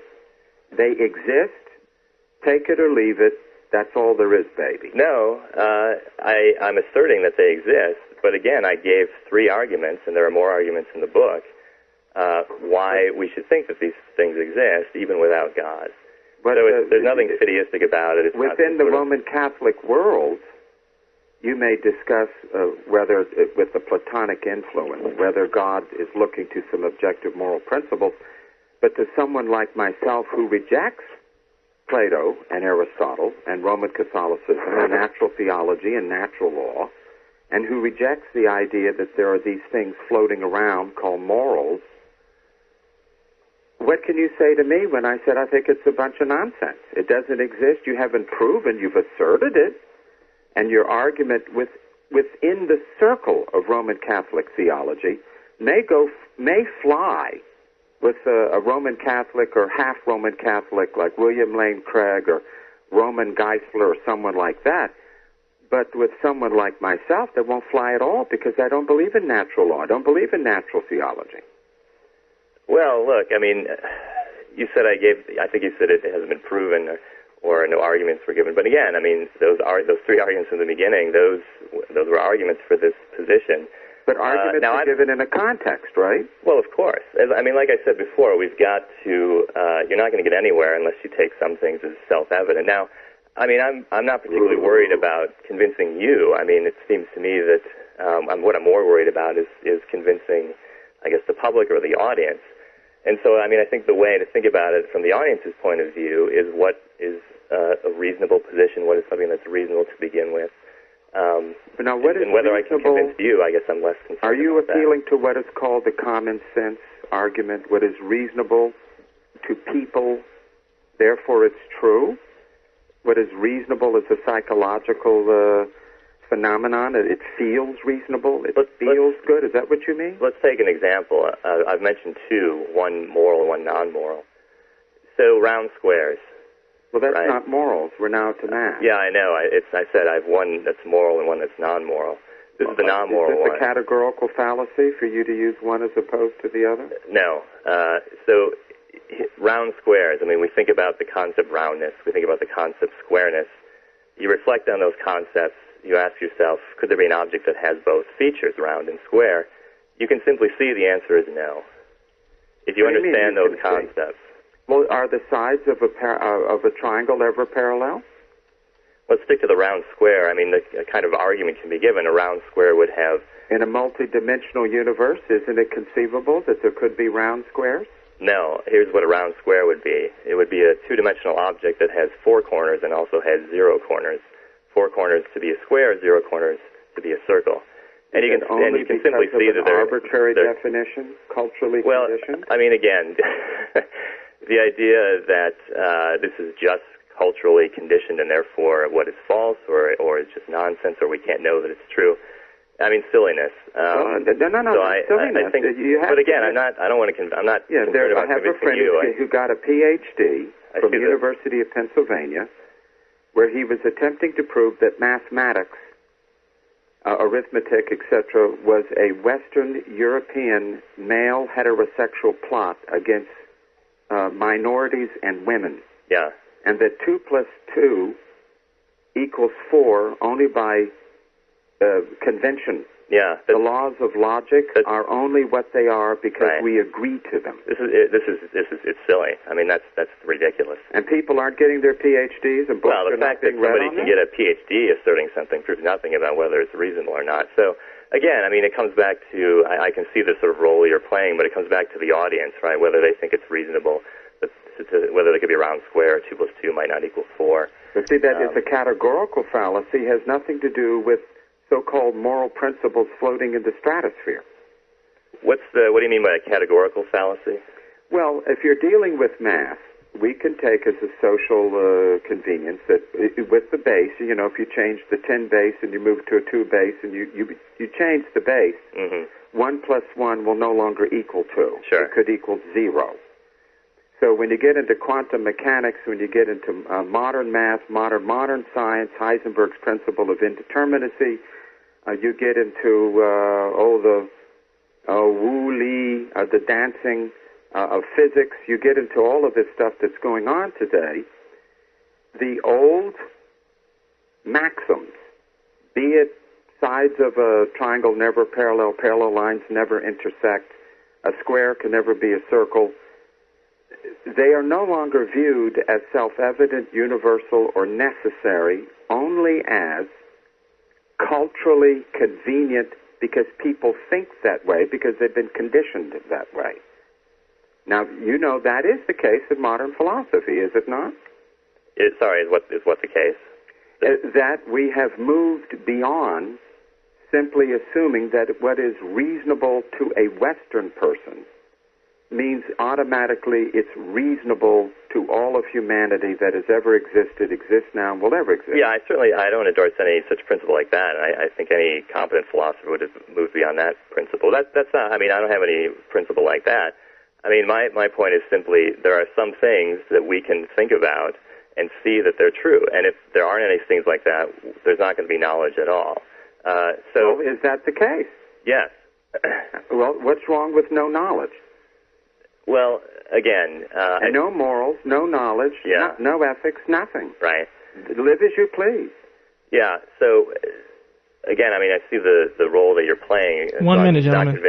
Not interested in convincing 1 you. minute. Again, it's the audience. So, I mean, let's go back to the moral truth I mentioned earlier, that it's always morally wrong to torture the innocent just for fun. Now, this is one I claim that it's self-evident. It's obvious. I mean, if you think about that, and you understand these concepts that are involved, well, you I can see can that think it's of true. cultures where that's not obvious, and A culture in which where it's it's not. acceptable to torture the innocent just for fun? Well, if there's a higher aim to discover the strategy, the plan. That's in other why words, someone can always think of a way to justify anything. That's why I said just for fun, to rule out a case like that. So if it's done for some higher purpose, it's not just for fun. Again, I said at the beginning, this is no breakthrough. It's something that I think is obvious. But that's nothing wrong with that if that's what gets you off. So, well, again, I think I leave it to the audience to decide what's the more reasonable position.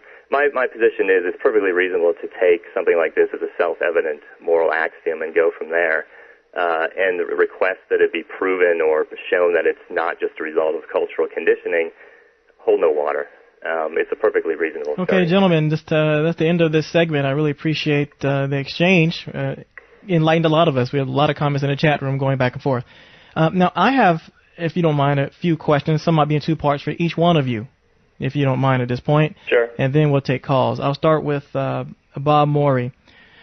Bob, do you think that animals, non-human animals, are moral or have a concept of morality?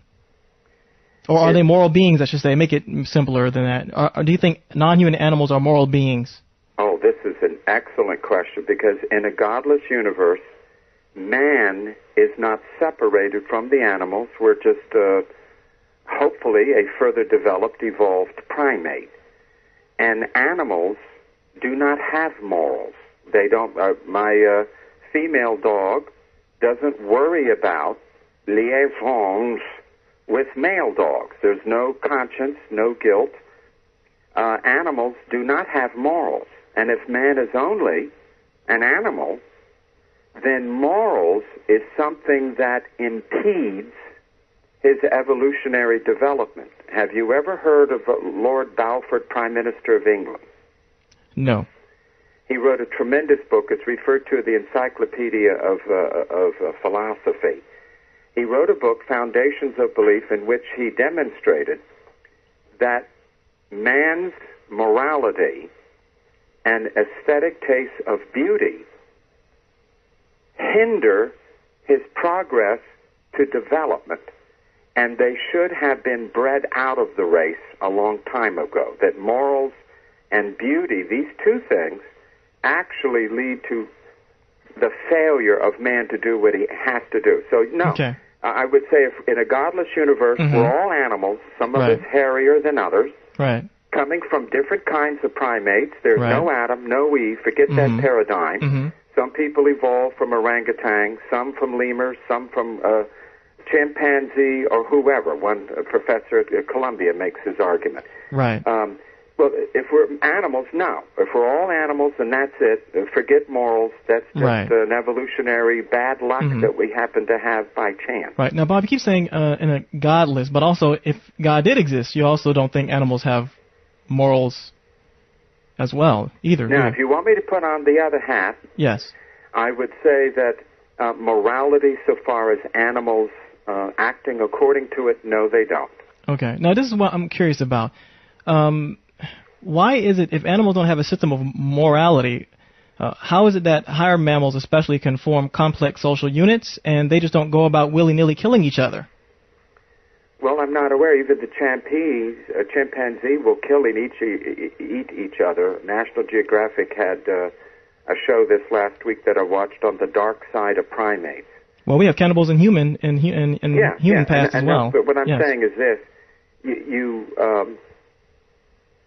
your question assumes a lot that I'm not prepared to give you. See, the word assume, you have to be very careful, as I said. But in the Christian theistic view of things, animals, plants, and things are in their own created order. Man is the head of the world, the head of creation, created to protect the world and to have a stewardship for its development, to take it from potential to actuality. So Adam was told to rake the garden and name the animals, for example. There's no day of judgment for animals. There's no heaven or hell for animals. When an animal dies, it goes back to the dirt, and that's it. So in the Judeo-Christian view, animals don't have morals because there's no accountability. You would think. I mean, the other animals in their social group will hold them accountable. I've seen females jump on and defeat and kill a male chimpanzee who was just going around killing on some National Geographic program many, many years ago. But well, we have to be careful of being anthropomorphic and reading human traits onto animals. We all do it with our dogs. We talk to them as if they could understand. They don't. It just we might as well be saying, wah, wah, wah, wah, wah. That's all your dog hears. Okay. Well, that's another debate there. The whole issue of whether or not animals are self-aware, the parakeet who looks in the mirror, the chimpanzee who hits a mirror because he thinks it's a challenger, that whole thing, whether or not animals ever developed a language of their own. Yes. Not the gorilla with sign language who was trained that way. No. That all has to do with animal psychology, and I'm not aware of any studies that would attempt to say that animals actually follow some kind of moral code. Right. Well, Bob, they don't. Well, my point was that since these organisms, these higher social mammals, tend to get along well in social groups, that there must be some component, some mechanism biologically that allows them. This is because, again, from the theist world, animals are simply organic, wind-up toys. They've been engineered and programmed, like my little Bichon Frise. He jumps on the bed. He goes around and around, scratching, making himself a nest. Well, now, I never taught him to do that. Mm-hmm. Well, he was engineered. Okay. It's part of the genetic code. That's all. They do it without thinking about it. I understand. I just don't understand how can you make a distinction between the two. But let's go to Eric. Well, it's genetic. Okay. Eric, do you want to take a shot at that question I posited to him as well, or? So particularly if they're animals, why do animals have morals? Do you judge animals? So sorry, basically the question again? Do animals have morals or moral system? Do you think, especially the higher mammals? That's a good question. I don't know that I have a good enough clear answer or clear view on that. I mean, it seems to me, this is a scientific question. Eric, this is the problem I have then for you, right? Because you see where this is about to go, don't you? I mean, because if these morals that you talk about exist out there somewhere, then surely these animals must be affected by it as well. Well, think of the way I think of it is we've got these moral truths, which they're not the only truths of this sort. I think there would also be mathematical truths of logic. But to be affected by these things, you've got to have a certain kind of brain, a brain that can engage in abstract reasoning of a certain type. And so, if you've got a fly or a dog or some creature that's incapable of abstract reasoning, it's no surprise that they're not going to be able to grasp or be affected, I guess you would say, by these moral principles.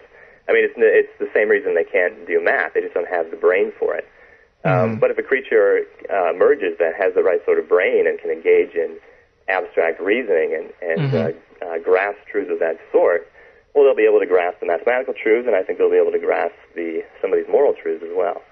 Okay, well, Eric, also the second part of this is that, you seem to explain logically why morals must exist, absolutely, but yet you haven't provided any physical mechanism in reality in which you say you just assume it. Isn't that very similar to presuppositionalist apologetics for the existence of God? How are you going to assume it without any evidence? It's there, but you explained the logic about it, but what about the physical properties, the physical aspects of its existence? Well, again, I think I'm not just assuming it, right? I have these arguments, which, again, the upshot is, look, if you think about how morality and its relationship to God, you see that when you suppose that God is the author, has ultimate control over morality, this leads to absurd consequences, and so that view should be rejected. And it leads to the conclusion that there are moral truths that even God couldn't change, and if God couldn't change them, stands to reason they must be necessarily true. Because if they didn't have that status, then God would be able to change them. So again, that's the basic, it's a philosophical argument. It's reasoning that leads us to conclude that these things exist. But there are many paths to knowledge, and reasoning is one of them. observation and physical interaction is one, but it's not the only one. And so the route to these moral truths is through reasoning, not through some sort of observation or physical interaction or something of that sort. But cannot this concept of morality or absolute morality come about through thinking beings and yet still be absolute because it's inevitable because of our basic biology? Well, look, I mean, in some sense, all of our beliefs are going to have an explanation, if we assume that evolution is correct. I mean, this is one of the points that Bob was making, otherwise he was drawing a further, I think, unwarranted conclusion. But, I mean, think of it this way, right?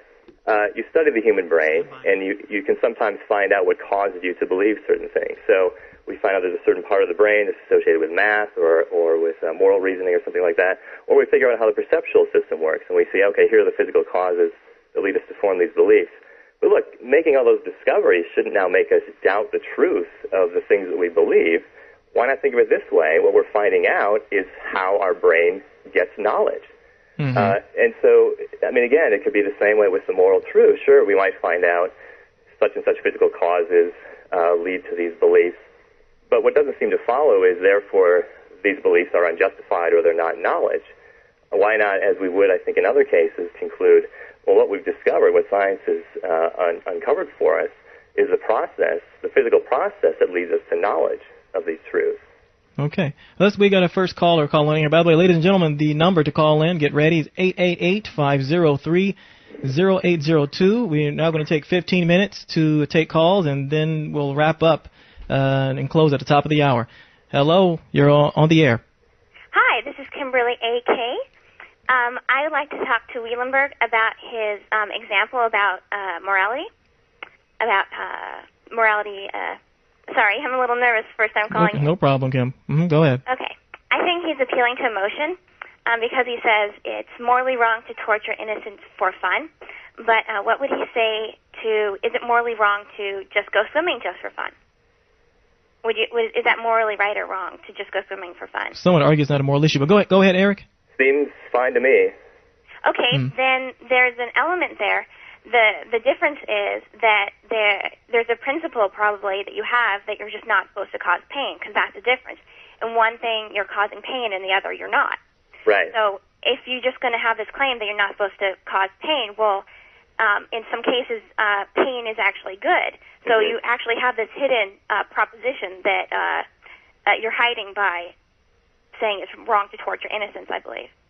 Okay, yeah, I mean, it's a good question. Very good. I mean, there may well be another more general proposition that would, yield this truth that it's morally wrong to torture the innocent just for fun. But I guess the proposition wouldn't be it's always wrong to inflict pain, as the caller points out. I mean, that is open to numerous counterexamples.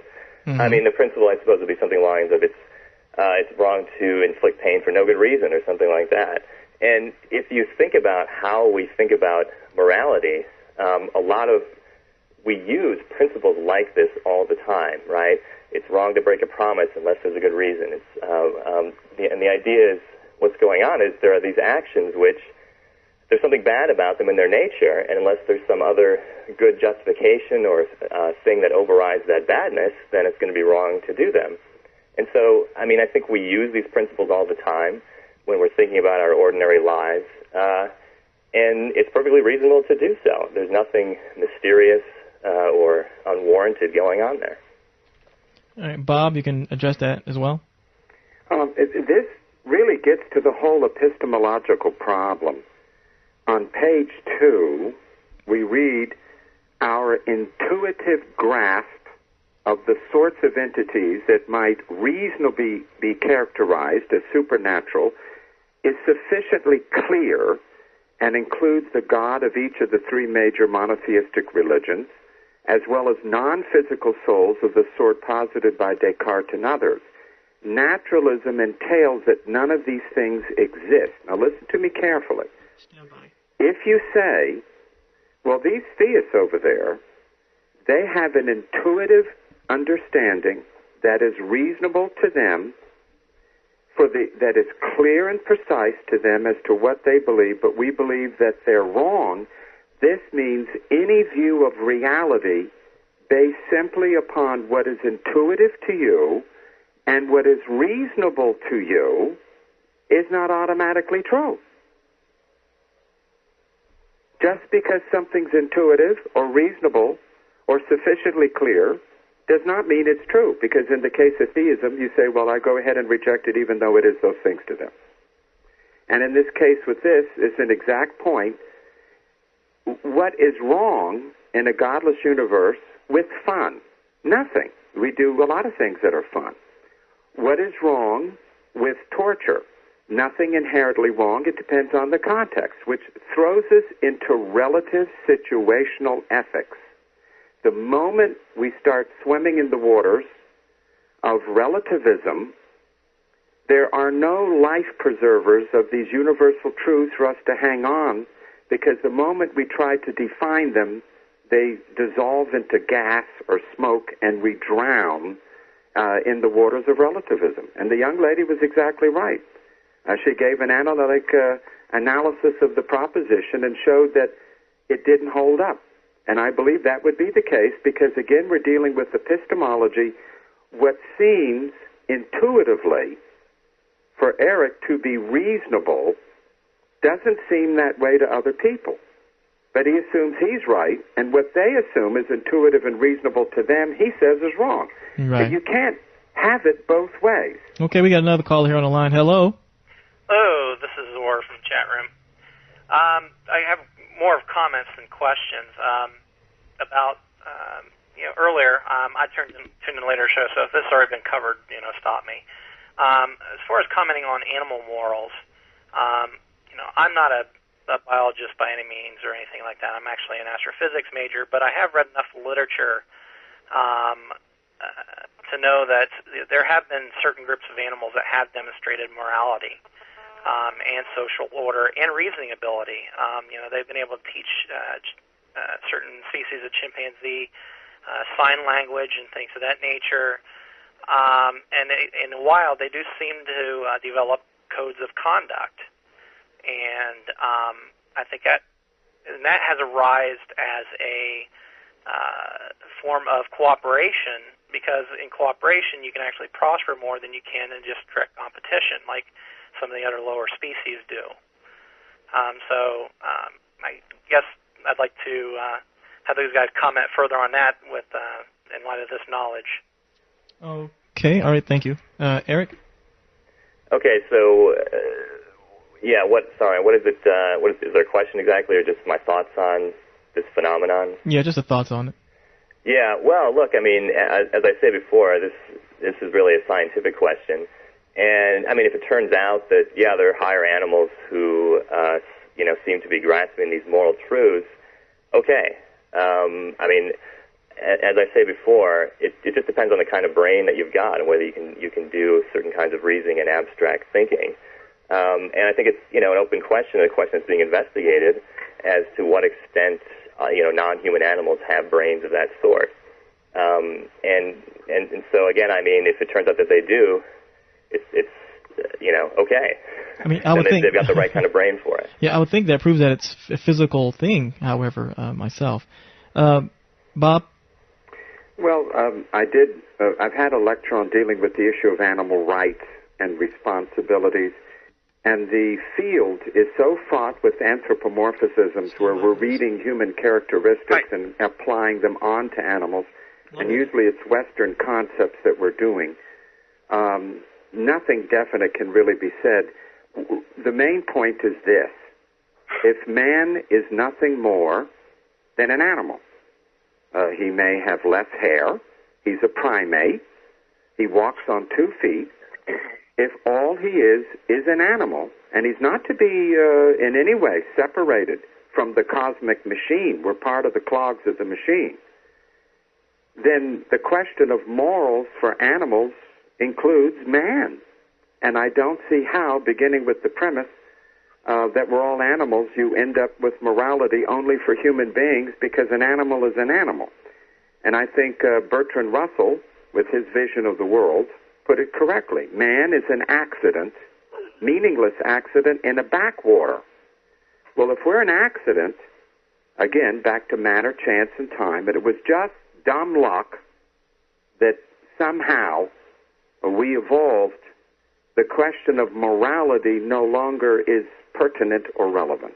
We have another caller just called in. Hello. Hi, is this me? You're on? I guess so. Is it? Oh, okay. I'm sorry. Just kidding. Go ahead. Hi. So my question is for Mr. Wielenberg.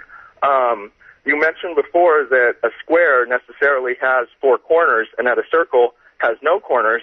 So my question is, because we can't argue with that, how would you define what is moral or not?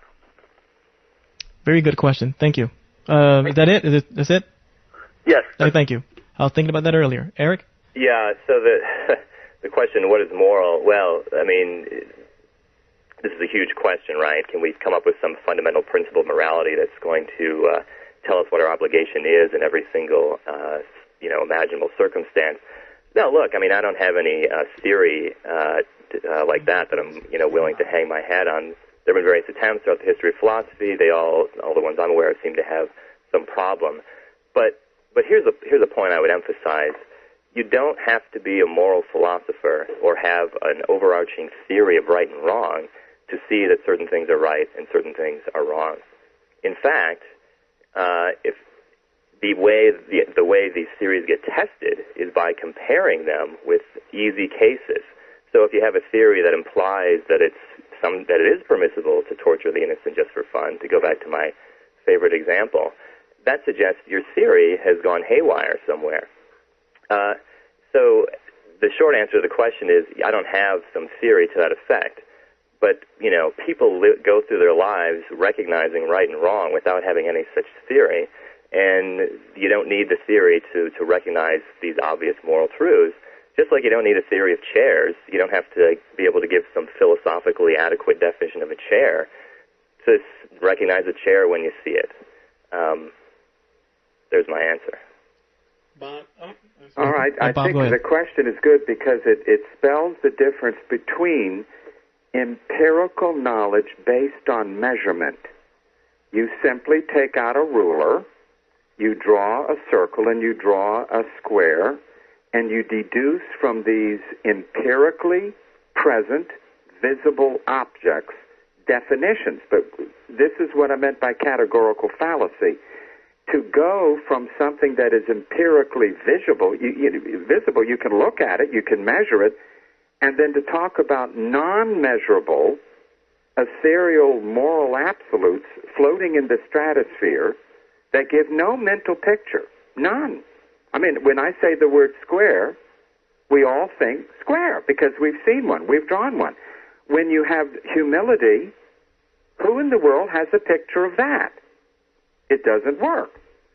So a categorical fallacy simply means you're going from one thing to another that really they're not related.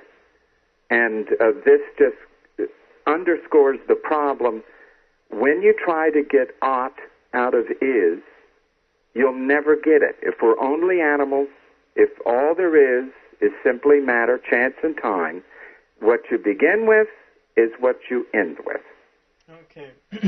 Are we going to take care of this last call, and then we'll do the final comments? Hello, you're on the air. Hi, this is Jared, a.k.a. Aquashix from the chat room. How you doing? And I've got a comment for Bob and actually a quick question so that I can make the comment. And I was going to say, Bob, can you briefly restate and maybe clarify your comment about the triangles having parallel sides earlier and how this is a problem for logic? If you get non-Euclidean geometry, have you studied Einstein's model of the universe being a sphere in which there is no such thing as a straight line, but all lines actually are bent? Have you studied that? I'm a mathematics graduate student, and I've taken several classes that covered non-Euclidean geometry. Okay, well then, sides of a triangle ultimately are parallel. Parallel lines ultimately intersect. This is what I was taught at university when I was in 10th grade. Yeah, sure, if you have a positive curved space, sure. Right, and the old model, which said the exact opposite. Sides of a triangle are never parallel. That was an absolute to them. Sure. Well, we found out that absolute is dependent upon the worldview.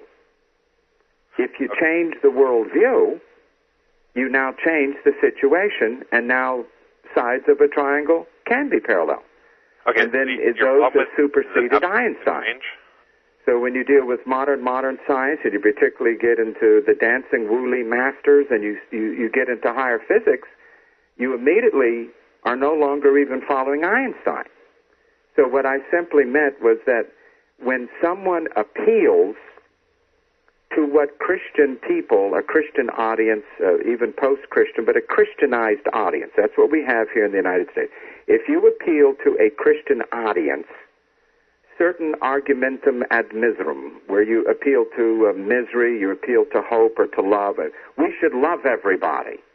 Well, the heads will start wagging like little dogs on springs in the back of the car. But when you speak to a different culture, a different worldview, what was taken in your culture as an absolute is no longer accepted because it isn't an absolute to them. So I was just pointing out, given the parameters of the kind of universe in which we're operating, and this was a godless universe, it ends up everything is relative, including science. Okay, well, let me go ahead and make my comment about the triangles and non-Euclidean geometry. Sure. Non-Euclidean geometry and Euclidean geometry are both, well, non-Euclidean geometry is a very general term, but that aside, both of these things are axiomatizable, and they can both be placed side by side into a logical system, like take Zermelo-Fraenkel set theory, for instance. You can embed both of these things quite harmoniously. They don't contradict each other. They are simply referring to different contexts. A triangle on a sphere or a triangle in hyperbolic space is not the same sort of object as a triangle in flat Euclidean space. Exactly. That's my point. But I think that doesn't prove your point, though, because these things are both consistent right now. It's not like we've changed our worldview. We're merely noting that these things are not, like Euclidean geometry is not the only option, but it's still logically internally consistent, and so is non-Euclidean geometry. Aren't these models? Everybody's worldview to achieve this. Yeah, aren't they called scientific models? This is mathematics. It has nothing to do with science necessarily. Einstein has used non-Euclidean geometry for relativity theory, but it has nothing to do with science. Well, these are models, are they not? What? And when we're discussing worldviews and Einstein and Newton, and we're discussing quantum mechanics, and these are scientific models that come and go. Now, they may work. You can get to the moon using Newton or Einstein, either way. But when you're discussing in the philosophy of science, and that's where I've lectured, that there are different models of the universe, scientifically speaking, that do not, in any sense, correspond to each other. I mean, when I was first as a little kid, they taught me that every molecule had electrons and neutrons. We used to take those little wooden, what were they, tiddlywinks or whatever they were, little round little sticks, and make the... Then I learned all of that was not true. Not true at all. Right. It was a model. That's all. It was a model. Hey, Jerry, can you go ahead and wrap up your point? And Jerry, can you quickly wrap up your point and then direct your next question? I think you have one for Erik. Okay. Sure. What I wanted to say to this is basically that I don't think it's a fair analogy with the triangles, because that's mathematics, and that's internally logically consistent, and it can never be overthrown. But when you try to draw an analogy between that and science, you're kind of going off the rails here, because like Newton and Einstein and quantum mechanics, these things all contradict each other, but we still hold them as being valid because they operate at different scales in different contexts. That is not the case, really, in that sense in mathematics.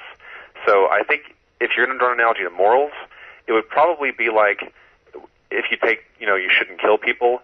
It's by default bad to kill people unless you have some kind of superseding reason not to. And I'll take that response off the air. Bye. Well, we agree. You said everything that I said. It's a different context, different worldview, different model. That's exactly what I was saying. Do you want to respond to that at all, Erik? Well, I think the point of the math analogy, I mean, look, clearly there are important differences between truth in mathematics and truth in morals. I guess the point is simply there are some things that we can see to be true simply by thinking about them. And, I mean, again, let's put aside the math and let's just focus on morality. I mean, I know there's this sense that some people seem to have the sense that when it comes to morality, you've got to somehow deduce it from, descriptive facts about the world, or you're not allowed to assume any moral facts. But, Bob and I have agreed, at least on this much, that you can't get an ought from an is. So if this demand or this request that moral truths be derived from some other kind of truth is unanswerable. Moral truths are a fundamentally different kind of truth. So my point is simply this, and I mean, again, I think this is sort of independent of my position about the origin of the truth. I think this would, if you've got a theistic universe, the same thing would be true. It's perfectly reasonable to take something like it's morally wrong to torture the innocent just for fun as a starting point, as an assumption. It's self-evident. It doesn't need to be proven. And so if there's going to be morality at all, you're going to have moral axioms of that sort. And the request or the demand that they be deduced from some other kind of truth, why think that it has to be that way? It's perfectly reasonable just to start with self-evident moral truths. All right, yeah, I forgot that we were going to, I forgot we started just a little bit later, so I'm just going to take this one last phone call, and then we'll do the closing statements. Hopefully this will be a quick and easy question and answer here. Hello, you're on the air. Hi, am I on me?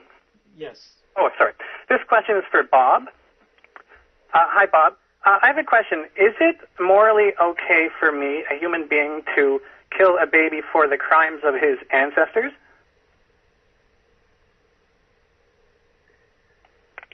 Speaking in a godless universe, you can do whatever you want, and that's what we do. Sorry, I'm asking and all throughout the world, that action is done, and it's justified by people who have no guilt, and they think it is intuitively right.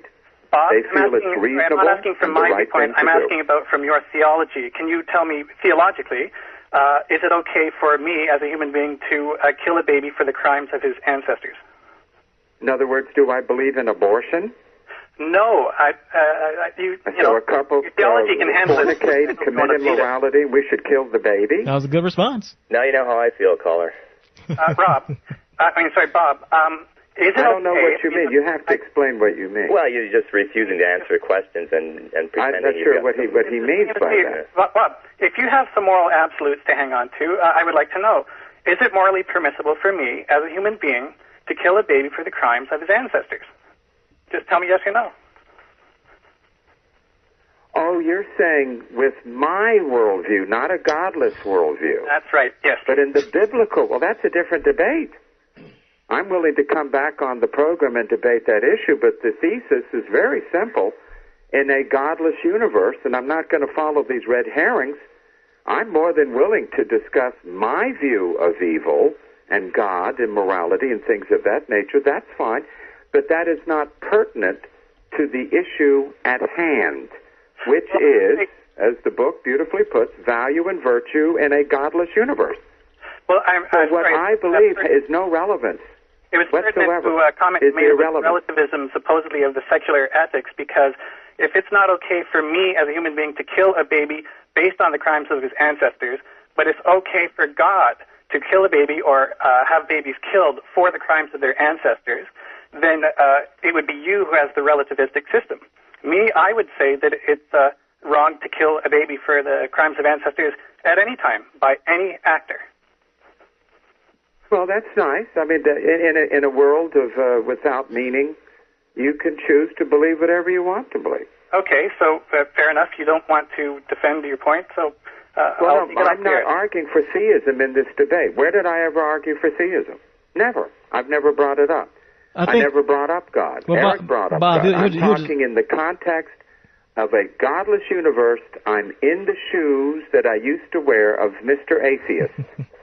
Thanks for the call. I'm speaking from the perspective of being a secular humanist looking at the issue at a fellow humanist who is attempting to generate some absolute morals, and I don't think he can do it. Okay, so Erik, if you want another debate another time, that's fine. But it's irrelevant he's hung up now. Debate. Erik, you have any comments on that? And if not, we can go ahead and close at this point. I think I'm ready. I guess I don't have any thoughts about that. I mean, well, I've said before. I mean, I think the notion that we we can't talk about God because of the proposition of the debate, has no basis. But I have nothing to add to that. So I'm ready to close. Okay. You have up to 10 minutes, but I'm pretty sure it won't take that long. All right. So I start. So I just want to touch on two things. One that came up in the question and answer session there. By the way, you've got a sharp audience. I'm glad I didn't have to take the one about Euclidean and non-Euclidean geometry. But I wanted to touch on something that Bob mentioned. There's a kind of argument that I think he mentioned twice, or at least once, which is without God in a godless universe, humans would just be animals, and so they would have no morality or, I guess, any rights or obligations or anything of that sort.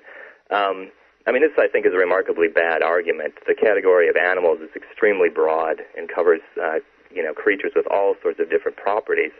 It's sort of like saying, well, without God, humans are just animals. Animals live outside, and so humans must live outside. Conclusion clearly doesn't follow. But in the particular case of morals, we can see that different types of creatures have different features, and some of these features make a moral difference. And you can see this even with putting aside humans altogether and just focusing on non-human animals. There are things that it's permissible to do to a fly that it's totally unpermissible to do to a monkey or a dog.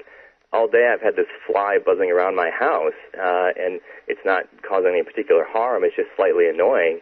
Seems to me perfectly permissible to smash it, crush it with a magazine or something.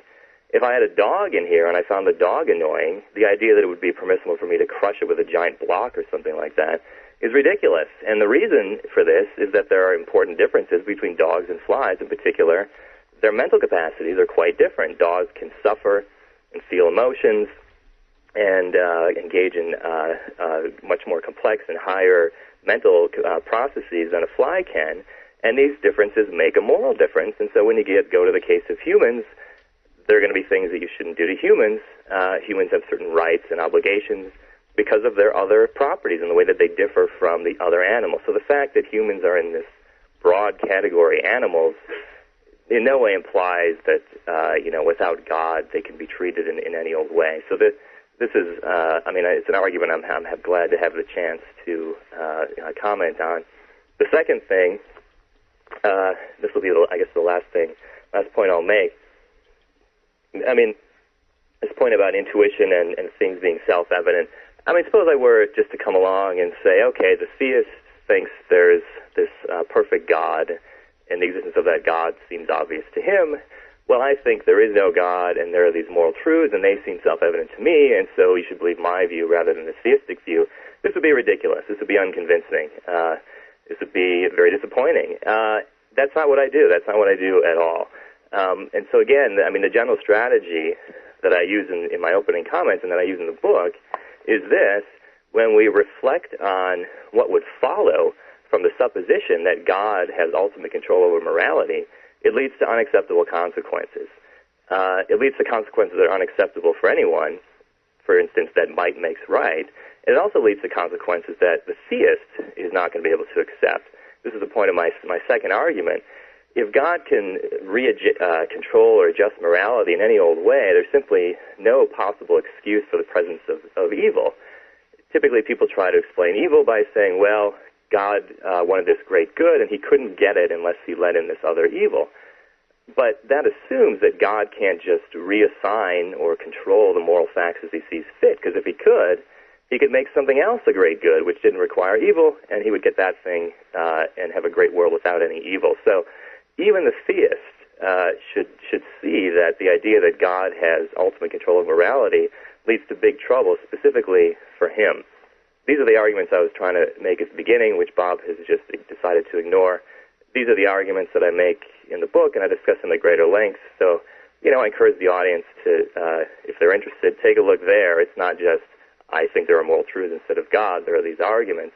And also they can, read for themselves my views on the role of luck and chance and so on. And with that, I think I'll close. Thanks, Reggie. Thanks, Bob, for coming on. Thanks to the callers. I appreciate it. All right, thank you. Okay, Bob Morey.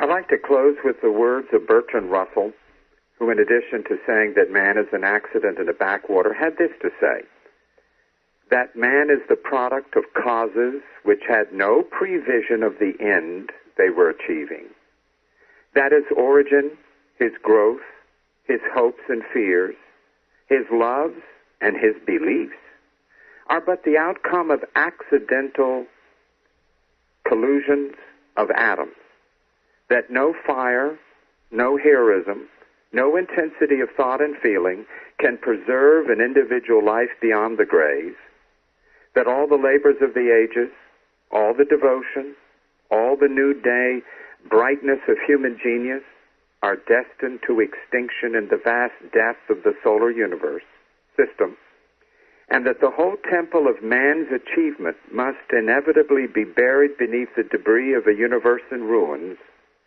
all these things, if not quite beyond dispute, are yet so nearly certain that no philosophy which rejects them can hope to stand. Only within the scaffolding of these truths, only on the firm foundation of unyielding despair, can the soul's habitation henceforth be safely built. When he states that his loves and his beliefs are but the outcome of accidental collisions of atoms, this includes the idea of morals, which he illustrated in his own life by a complete lack of them. In the end, there is matter, there is chance, and there is time. If all that is, that's it. That's all, folks, like Porky Pig would say. We live in a universe without meaning, without hope, without guidance, without destiny, without order. Our lives are but floating as jetsam and flotsam in a sea of meaningless despair. We are all drowning in the waters of relativism. We are only kidding ourselves that there is such a thing as morals. Mankind as such lives completely without them, ignores them, denies them, and if he says he believes in them, he rejects them. And when you put rubber to the road, they're always unreachable, never attainable, and it produces nothing but constant guilt. In a world that is without God, without hope, there is, in the words of Bertrand Russell, only unyielding despair. But then, as one graduate student said to me with a bright smile, if that's all there is, I embrace it and I will enjoy my despair. This is the world that you will end up with inevitably once you jettison out of the wagon any of the leftover ideas of theism, such as moral absolutes. This is the brave new world that must be embraced. If one casts off God, embrace the Grim Reaper, embrace hopelessness, embrace meaninglessness, and the absurdity of the universe. And that's all I have to say. All right. Well, thank you, gentlemen, Dr. Robert Morey and Erik Wielenberg, for debating with us on ethics without a God. Have a good night. Thank you. Thank you.